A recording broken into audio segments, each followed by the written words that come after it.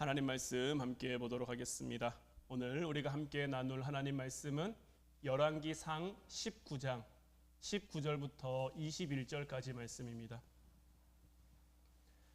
열왕기상 19장 19절부터 21절까지 말씀, 우리 다 같이 한 목소리로 말씀 함께 보도록 하겠습니다. 엘리야가 거기서 떠나 사밧의 아들 엘리사를 만나니 그가 12 겨릿소를 앞세우고 밭을 가는데 자기는 12째 겨릿소와 함께 있더라. 엘리야가 그리로 건너가서 겉옷을 그의 위에 던졌더니 그가 소를 버리고 엘리야에게로 달려가서 이르되 청하건대 나를 내 부모와 입맞추게 하소서. 그리한 후에 내가 당신을 따르리이다. 엘리야가 그에게 이르되 돌아가라. 내가 내게 어떻게 행하였느냐 하니라. 엘리사가 그를 떠나 돌아가서 한 겨릿소를 가져다가 잡고 소의 기구를 불살라 그 고기를 삶아 백성에게 주어 먹게 하고 일어나 엘리야를 따르며 수종 들었더라. 아멘. 할렐루야. 오늘도 주님 앞에 나와 주님을 예배하는 사랑하는 우리 화원 성도들 모두에게 하나님의 크신 은혜가 함께하기를 주님의 이름으로 축원해 드립니다. 오늘 이 시간에는 준비된 한 사람의 힘이라는 제목 가지고 우리가 함께 말씀 나눌 때에 깨닫게 하시는 하나님의 영이 여러분들에게 충만히 임함으로 말씀의 지혜가 여러분들 가운데 임해 삶으로 드러날 수 있는 말씀 되기를 주님의 이름으로 축원해 드립니다. 오늘 우리가 함께 본 말씀은 엘리야 선지자가 엘리사에게 하나님의 부르심을 전하는 장면이죠.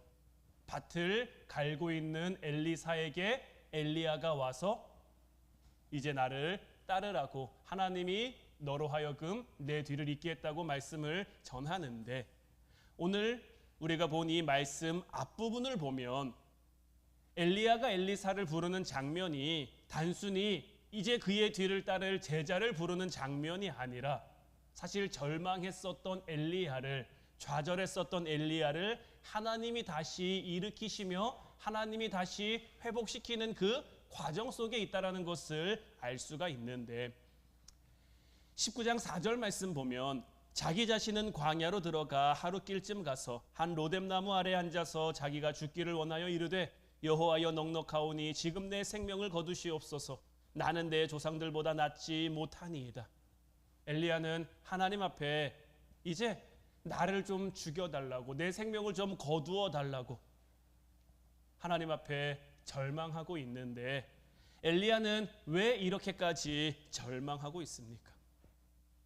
19장 10절도 그렇고요, 19장 14절도 그렇고요, 완전 똑같은 말씀입니다. 그가 대답하되 내가 만군의 하나님 여호와께 열심히 유별하오니 이는 이스라엘 자손이 주의 언약을 버리고 주의 제단을 헐며 칼로 주의 선지자들을 죽였음이오며 오직 나만 남았거늘 그들이 내 생명을 찾아 빼앗으려 하나이다.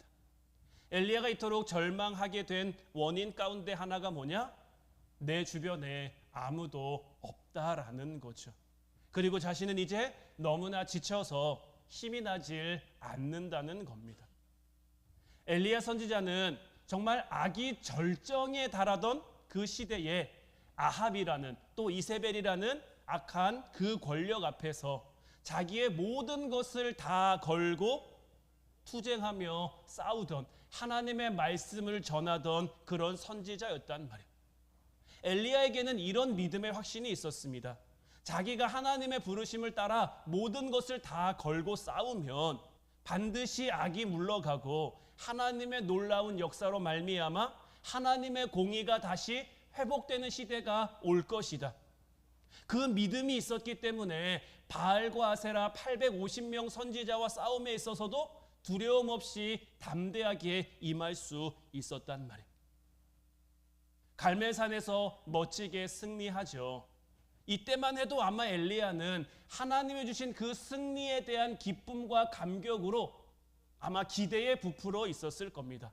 이제 뭔가 달라질 것이다. 이제 뭔가 변화될 것이다. 하나님이 이렇게 놀랍게 역사했으니 이제 이 시대가 뒤집어질 것이다.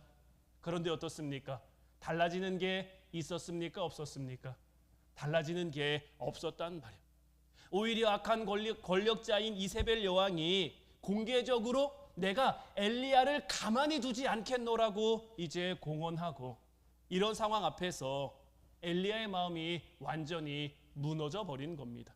그리고 그 결과로 4절 말씀에 나왔던 것처럼 로뎀나무 아래에 앉아서 하나님께 내 생명을 거두어 주십시오 라고 하는 그 상황에까지 이르게 된 겁니다. 사실 이 엘리야의 절망이, 이 엘리야의 지금 상태가 어느 정도 공감되고 이해되기도 합니다.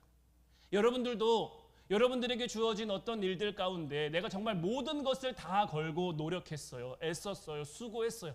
그러다가 탈진을 맛본 적이 있으시다면 지금 엘리야가 겪고 있는 이 마음의 그 상황이, 지금 엘리야 그 마음의 절망이 어떤 것인지 어느 정도 이해할 수는 있을 거예요.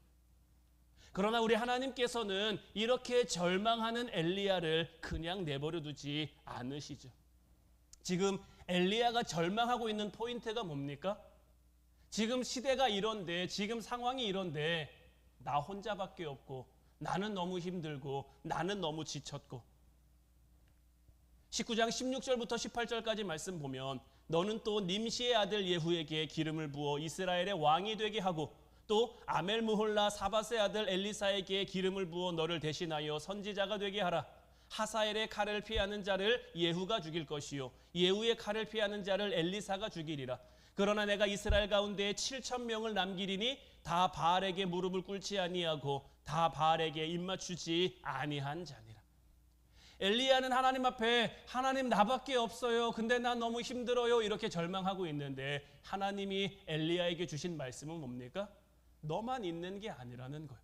이제 너의 뒤를 이어 엘리사가 선지자가 되게 하고, 사실 엘리사 말고도 지금 바알에게 무릎 꿇지 않은, 바알에게 입맞추지 않은 7,000명이 더 있다라는 거죠. 하나님은 새롭고 구체적인 대안을 엘리야에게 제시해 주고 있는 거예요. 엘리야가 왜 절망했습니까? 그가 가지고 있는 에너지는 이미 다 고갈됐고 주변엔 아무도 없다고 느껴지니까, 아무리 생각해도 소망이 없는 것 같고 희망이 없는 것 같고 어디 기대할 곳이 없는 것 같으니까 그는 절망했단 말이에요. 우리도 때로는 절망할 때가 있죠. 때로는 힘들고 어려워할 때가 있죠. 우리는 왜 그렇습니까? 우리도 엘리야와 마찬가지 아닙니까? 우리가 힘이 있을 때는, 우리가 능력이 있을 때는 할 수 있는데, 아니면 하나님의 은혜로 가득 차 있을 때는 하나님의 함께 하심을 믿고 나아갈 수 있는데, 그 기대와 소망이 꺾이니까, 그 기대와 소망이 그 스스로에게 무너지니까, 하나님의 하나님 되심을 더 이상 바라보지 못하니까 주어진 삶 가운데, 주어진 상황 가운데 절망하게 되는 거죠. 그런데 어떻습니까? 엘리야의 생각을 뛰어넘는 그 하나님의 방법이 있었죠. 하나님께서는 엘리사를 준비시키셨고 예후를 준비시키셨고 바알에게 무릎 꿇지 않는 7,000명을 준비시키셨단 말이에요. 여기서 우리는 중요한 영적인 진리를 하나 발견할 수 있는데, 그게 뭐냐? 절망이라고 하는 것은 우리의 한계를 보게 합니다. 그래서 절망이 우리에게 오면요, 나는 더 이상 할 수 없어, 나는 더 이상 갈 수 없어, 나는 더 이상 이룰 수 없어, 나는 안 될 거야, 나는 못할 거야, 이렇게 우리의 마음을 이끌어 가지만 하나님에게는 언제나 하나님의 방법이 있으시다라는 것. 지금 내가 보지 못할 뿐이지, 지금 내가 발견하지 못할 뿐이지, 지금 내가 깨닫지 못할 뿐이지, 하나님에게는 언제나 하나님만의 방법이 있다는 것. 내가 믿음의 눈을 들어 이것을 바라볼 수 있으면 우리의 삶 가운데 절망하지 않을 수 있는 것. 그런데 이걸 못 보면 우리는 절망할 수밖에 없는 것. 이제 바라기는 모두가 다 힘들고 어렵고 절망스러운 상황 가운데 하나님이 제시하시는 그 하나님의 방법을 깨달아갈 수 있는 여러분들 되시기를 주님의 이름으로 축원해 드립니다. 자, 오늘 본문 말씀을 다시 한번 보면, 엘리야가 거기서 떠나 사밧의 아들 엘리사를 만나니 그가 12겨리소를 앞세우고 밭을 가는데 자기는 12째 겨리소와 함께 있더라. 엘리야가 그리로 건너가서 겉옷을 그의 위에 던졌더니 그가 소를 버리고 엘리야에게로 달려가서 이르되, 청하건대 나를 내 부모와 입맞추게 하소서. 그리한 후에 내가 당신을 따르리이다. 엘리야가 그에게 이르되, 돌아가라. 내가 내게 어떻게 행하였느냐 하니라. 엘리사가 그를 떠나 돌아가서 한 겨릿소를 가져다가 잡고 소의 기구를 불살라 그 고기를 삶아 백성에게 주어 먹게 하고 일어나 엘리야를 따르며 수종 들었더라. 자, 오늘 말씀을 통해 발견할 수 있는 이 엘리사의 진문명은 뭐냐? 하나님의 부르심, 엘리야 선지자를 통한 하나님의 부르심에 대해서 즉각적으로 반응할 수 있는 잘 준비된 사람이었다라는 거예요. 엘리사는 지금 12겨릿소를 앞세우고 밭을 갈고 있었는데 몇 번 여러분들에게 말씀드렸습니다마는 이 결이라고 하는 것은 소 2마리가 함께 끄는 쟁기를 가리켜 말하는 거죠. 그러니까 12겨릿소라고 하는 것은 뭐냐? 소 24마리를 가지고 지금 밭을 갈고 있다라는 거예요. 여러분들 지금 이 상황이 어떤지 알면요, 엘리사의 집안이 얼마나 대단한지를 좀 알 수가 있는데, 자, 지금 이 시기가 어느 때였습니까? 이스라엘 땅에 3년 6개월 동안 비가 오지 않았었죠. 엘리야 선지자도 그리시네가에 있다가 그 물이 말랐을 때 하나님이 사르밧 과부에게 보내시잖아요. 그때 사르밧 과부는 뭐 하고 있었습니까? 마지막 남은 그 가루 한 움큼하고 기름 조금 가지고 자기 아들하고 마지막 식사를 만들어 먹고 이제 내가 죽을 겁니다 하고 있었단 말이에요. 그만큼 살기가 어렵고 힘든 그 시대 상황이란 말이에요. 3년 6개월이라는 시간 동안 비가 내리지 않은 것이 모든 이스라엘을 다 가난하게, 어렵게, 힘들게, 그리고 이제 이 엘리사를 부르는 장면에 며칠 앞서서 엘리야 선지자로 하여금 이스라엘 땅에 비가 내렸단 말이에요. 근데 지금 엘리사는 뭘로 밭을 갈고 있습니까? 12겨릿소로 소를 갈고 있어요. 이 상황이 얼마나, 이 엘리사의 집안이 얼마나 대단한지 여러분들 상상이 되십니까? 그 3년 6개월 어려운 그 기간 동안에도 소 24마리를 거뜬히 먹일 만한 그러한 재력과 여력을 가지고 있었다라는 거죠. 어떤 집은 당장 한 끼 먹을 게 없어서 이거 먹고 죽을 겁니다 하고 있는데, 엘리사의 집안은요, 소 24마리. 그냥 여기 보여지는 것만 소 24마리지 그의 집은 훨씬 더 부유하고 대단했을 거란 말이에요. 엘리사가 얼마나 가진 게 많은 사람이었을지 어느 정도 가늠이 되는데, 사실 다 그런 건 아닙니다만은 가진 게 많으면 많을수록 하나님의 부르심에 즉각적으로 순종하고 반응하기가 어렵습니다. 예수님에게 부자 청년이 찾아왔을 때 예수님이 그 부자 청년에게 뭐라고 말합니까? 가진 것을 팔아 가난한 자들에게 주고 너는 와서 나를 따르라. 그랬더니 이 부자 청년이 어떻게 합니까? 가진 게 많음으로 심히 고민하다가 결국은 예수님을 따랐습니까? 못 따랐습니까? 못 따랐단 말이에요. 또 예수님 말씀하셨죠. 부자가 하나님 나라에 들어가는 게 낙타가 바늘기로 들어가는 것보다 더 어렵다고. 물론 모든 부자가 다 그런 건 아닙니다. 아마 여러분들에게 하나님의 물질의 축복을 마구 부어주시면 여러분들은 다 안 그럴 거라고 저는 믿어 확신하고 있는데, 그래도 보여지는 상황, 드러나는 현실 속에서는 가진 게 많으면 많을수록 하나님의 부르심에 결단하기가 어려운 게 사실인데, 이 엘리사는요, 하나님의 부르심에 망설임 없이 바로 결단합니다. 이처럼 엘리사가 하나님의 부르심에 즉각 응답할 정도로 잘 준비된 사람이었기 때문에 위기의 때에 하나님 앞에 놀랍게 쓰임받는 인물이 될 수 있었던 거예요. 이 잘 준비된 엘리야 한 사람의 영향력이 얼마나 대단했는지는 열왕기하 6장을 보면 단편적으로 우리가 볼 수 있는데, 열왕기하 6장에는 이런 말씀이 나옵니다. 아람 왕이 이스라엘과의 전쟁을 준비합니다. 그런데 이 전쟁을 준비함에 있어서 기습적으로 좀 공격을 감행하려고 하는 거죠. 그런데 이 아람 왕이 이번에는 어디를 치자 몰래 이렇게 작전을 세워놓고 기습 공격을 감행하는데, 북이스라엘은 마치 그 공격을 미리 알고 있는 것처럼 잘 대비해서 잘 준비해서 자기들의 공격을 번번이 막는단 말이에요. 아람 왕의 입장에서 보면 이 기습 공격이라는 것은 말 그대로 상대방 모르게 상대방이 방심하고 있는 틈을 타서 기습적으로 공격하는 건데, 북이스라엘은 이 기습 공격이 아예 도무지 통하지가 않는 거죠. 어떻게 우리의 이런 작전, 어떻게 우리의 이런 전략을 다 알 수 있을까? 도무지 알 수가 없는, 도무지 기가 막힌 그런 상황인 거죠. 그러다 보니까 아람 왕은 내 신하 중에 스파이가 있는 것 같아. 북이스라엘 왕하고 내통하는 사람이 있는 것 같아. 이렇게 해서 이제 신하들을 잡아 족치려고 하고 있는데, 그때 아람 왕의 신복 가운데 한 사람이 뭐라고 얘기를 하냐면, 열왕기하 6장 12절 말씀을 보면 그 신복 중에 한 사람이 이르되 우리 주 왕이여 아니로소이다. 오직 이스라엘 선지자 엘리사가 왕이 침실에서 하신 말씀을 이스라엘 왕에게 고하나이다.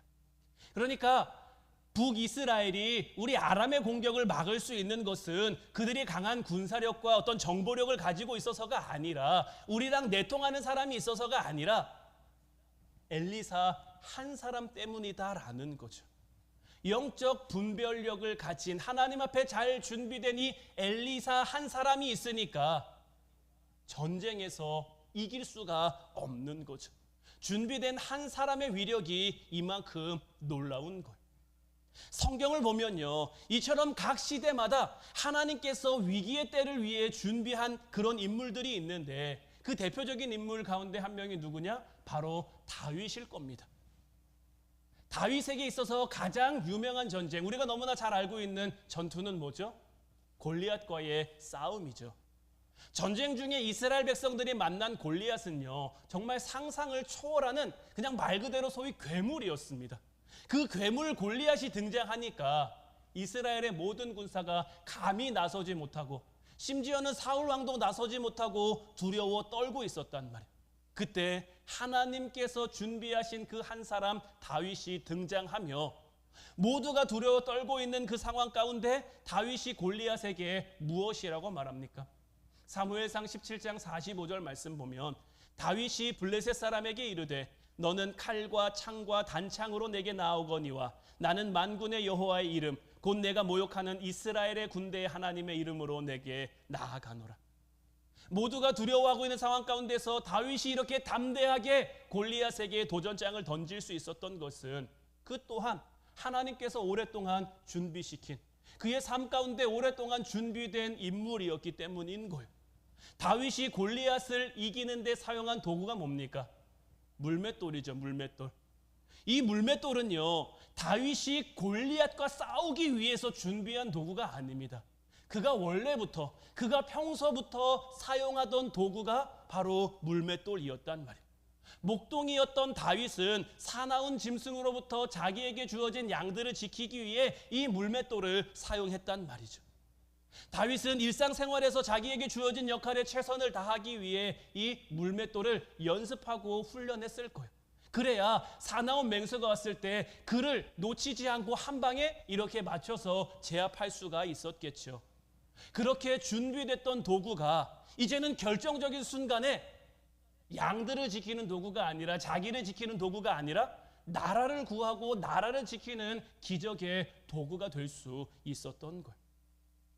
이를 통해 우리는 무엇을 알 수 있습니까? 우리의 삶 가운데 주어진 것, 하나님이 내게 준 것, 아무리 보잘것없는 것 같아도, 아무리 부족하고 연약한 것 같아도요, 하나님이 가시고자 하면 그것을 통해서, 지난 금요 기도의 시간에도 말씀드렸습니다마는 작은 소년의 그 오병이어 도시락이 하나님 놀라운 기적의 도구가 되죠. 기드온에게 주어진 300명의 용사가 미디안 13만 5천 그 대군을 무찌르는 그러한 동료가 되죠. 이를 통해 알 수 있는 것은 뭐냐면요, 하나님이 하시고자 하면요 못할 게 없는 거예요. 다만 어떤 사람을 통해서입니까? 하나님 앞에 준비된 사람을 통해서. 다윗도 마찬가지고, 모세도 마찬가지고, 기드온도 마찬가지고, 하나님 앞에 준비된, 우리도 우리의 삶 가운데 우리에게 주어진 삶에서 늘 준비된 삶, 내 삶은 왜 이래 좌절하는 것이 아니라, 내 형편은 왜 이래 절망하는 것이 아니라, 내게 주어진 상황 속에서 힘들 때도 있고 어려울 때도 있고 아플 때도 있고 슬플 때도 있겠지만, 그 모든 상황 가운데 하나님이 나와 함께 하심을 내가 믿는 믿음을 가지고 내게 주어진 삶을 성실하게 살아가는 것이 내가 하나님 앞에 준비된 한 사람으로 설 수 있는 그 비결과 방법이 된다라는 거죠. 요셉이라는 인물도 우리가 너무나 잘 알죠.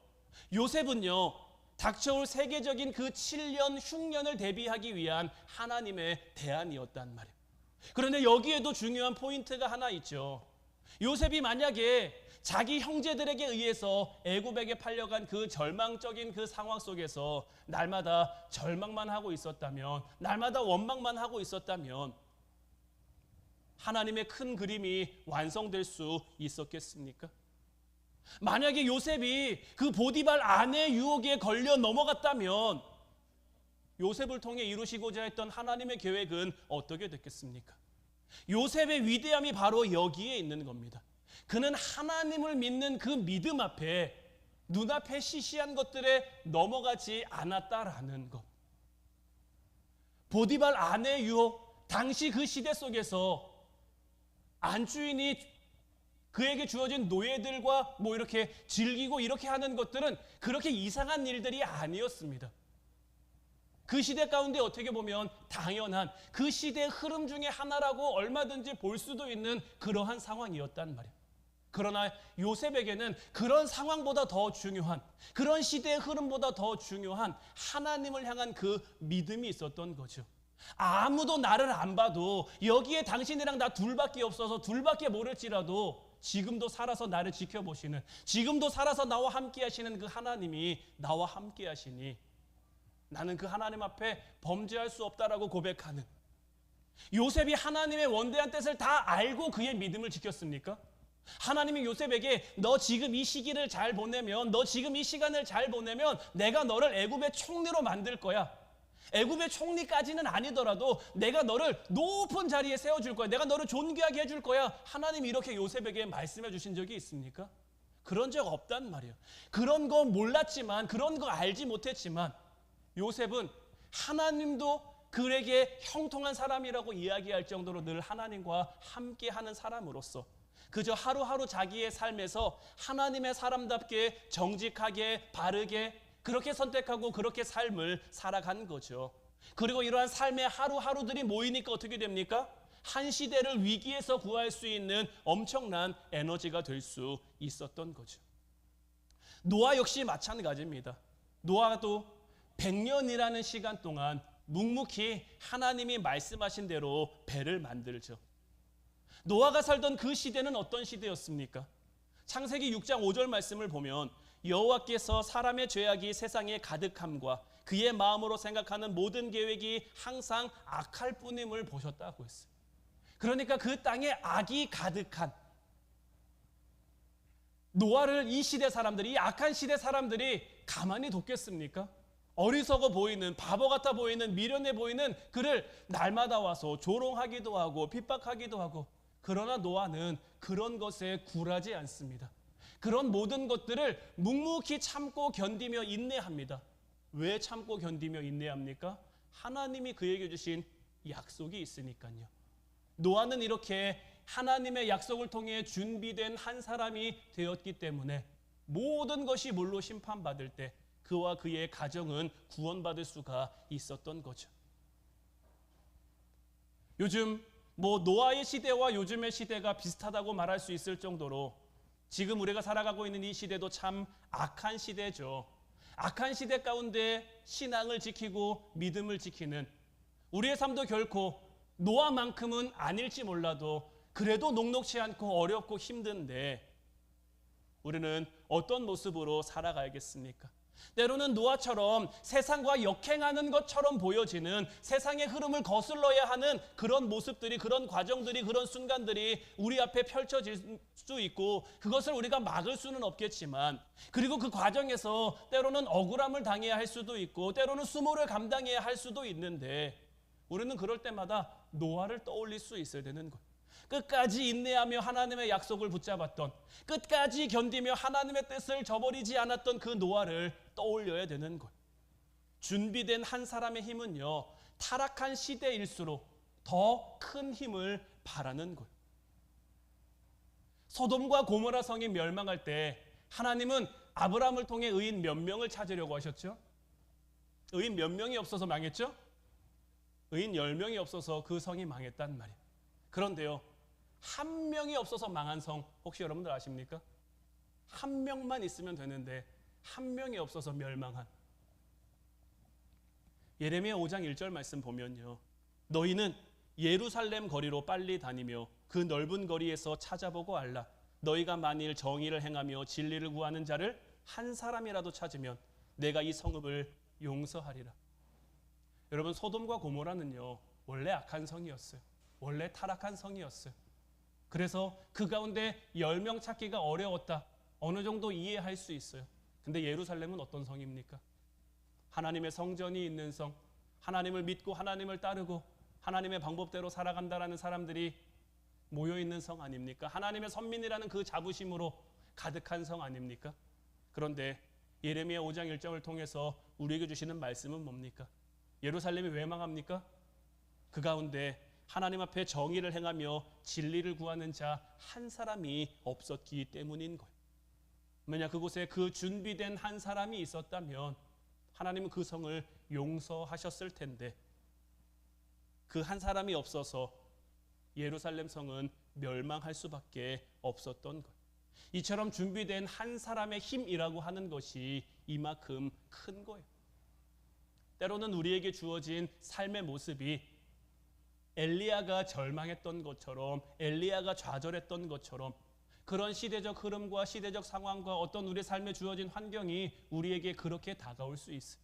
내가 열심히 애쓴다고 애썼는데, 내가 열심히 한다고 했는데 뭔가 이루어지지 않는 것 같고 변하지 않는 것 같고 그 가운데 내 에너지는 고갈되고 기대와 소망은 사라지는 것 같고 그래서 절망할 수밖에 없는 그 상황들이 얼마든지 우리에게 주어질 수도 있어요. 그러나 그 가운데 우리가 반드시 기억하며 붙잡아야 할 것은 뭡니까? 하나님에게는 언제나 하나님의 방법이 있다는 것. 그리고 엘리야에게 주어진 그 하나님의 방법은 무엇이었습니까? 그의 뒤를 이을 엘리사를 준비시키는 것. 하나님 앞에 준비된 그 한 사람을 통해 다시 시대와 나라를 구원케 하는 것. 그리고 저는 그 하나님이 우리를 향해서도 품고 계실, 우리를 향해서도 계획하실 그 방법이 여러분들을 통해 이루어졌으면 좋겠어요. 하나님의 방법이 여러분들 한 사람 한 사람이 될 수 있었으면 좋겠어요. 때로는 힘들고 때로는 어렵지만 그 가운데 내가 하나님 앞에 준비된 한 사람으로 서 있다면, 내가 하나님 앞에 준비된 그 한 사람으로 서 간다면 악한 시대 가운데 엘리사처럼 하나님의 부르심에 즉각적으로 반응하며 다윗처럼 주어진 삶에 늘 최선을 다하며 요셉처럼 늘 성실한 삶을 살아가는, 하나님 앞에 의로운 삶을 살아가기 위해 애쓰는, 그리고 노아처럼 하나님 때문에, 하나님이 주신 약속 때문에 주어진 삶의 모든 과정 속에 인내할 수 있는, 우리가 그런 한 사람으로 준비될 수 있다면 우리를 통해 얼마나 놀라운 하나님의 역사가 일어날 수 있을까요? 준비된 한 사람만 있었어도 예루살렘 성은 망하지 않을 수 있었어요. 그 시대와 그 나라를 구할 수도 있었어요. 하나님이 그렇게 하시고자 했단 말이에요. 그런데 그 한 사람이 없어서 예루살렘은 무너졌죠. 우리 가정 가운데 우리가 준비된 한 사람으로 서 있는다면, 우리 교회 가운데 우리가 준비된 그 한 사람으로 서 있는다면, 우리 나라 가운데, 이 시대 가운데 우리가 그렇게 준비된 한 사람으로 서 있는다면 하나님이 우리를 통해 어떤 일들을 이루어 가실까요? 지금 당장 우리는 부족하고 연약할 수도 있어요. 애굽의 노예로 팔려간 요셉처럼, 방주를 짓고 있는 노아처럼 늘 부족한 것 투성이, 모자란 것 투성이, 연약한 것 투성이, 흠 많은 것 투성이, 이런 모습일 수도 있어요. 하지만 하나님의 때에 하나님의 방법이 우리에게 임하면 노아로 말미암아, 요셉으로 말미암아, 다윗으로 말미암아, 엘리사로 말미암아 그 시대가 구원받을 수 있었던 것처럼 이제 바라기는 여러분들을 통해 먼저는 여러분들의 삶이, 그리고 여러분들의 가정이, 그리고 세워주신 우리 교회가, 그리고 우리를 통해 우리에게 맡겨주신 우리의 삶의 자리가 하나님 앞에 정말 온전한 하나님 나라가 될 수 있기를, 하나님 앞에 정말 멋지게 쓰임받는 저와 여러분들 모두가 될 수 있기를 주님의 이름으로 축원해 드립니다. 기도하겠습니다.